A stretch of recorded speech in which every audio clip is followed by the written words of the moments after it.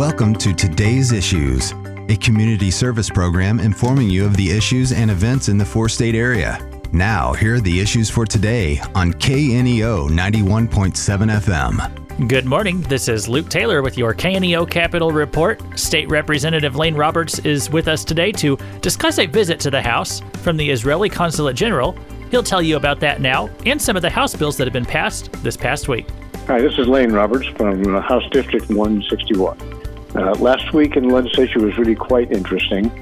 We had a special guest on the floor, the Israeli Consulate General. I cannot pronounce his last name, I apologize. But he spoke to us regarding the relationship between Missouri and Israel. House Speaker Dean Plocher presented House Committee Resolution 30. That's a resolution affirming Missouri's historic ties to Israel. It was a moving speech. We had some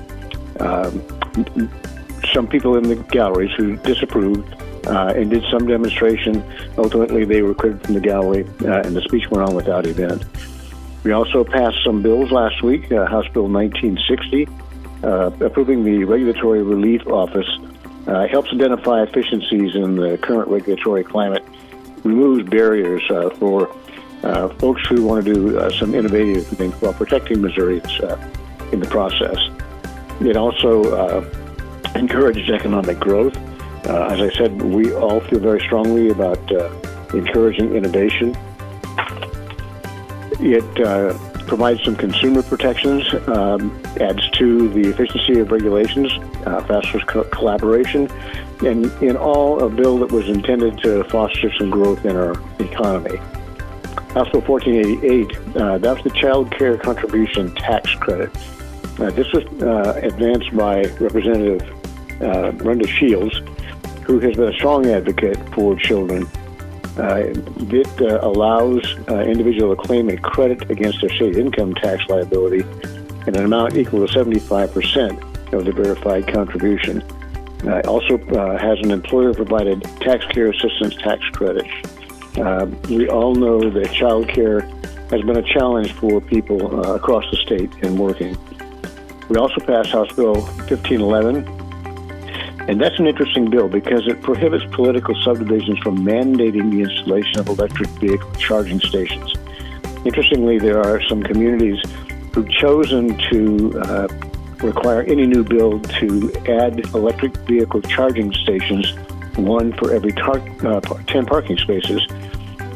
But if a building currently in existence were to be vacated and purchased by another, that purchaser would then be required to install those systems.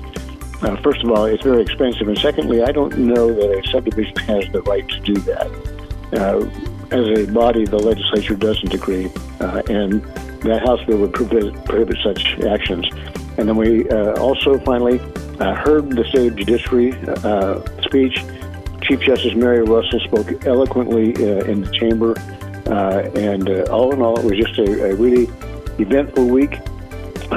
My committee passed out a number of bills, one of which is my crime bill, and I hope that gets heard on the floor this coming week. That should be it, hopefully, for the week, and then we're looking forward to productive next week. 161st District State Representative Lane Roberts can be reached at his Jefferson City office at 573-751-3791. This has been Today's Issues. For more information about the issues you've just heard, call 417-451-5636.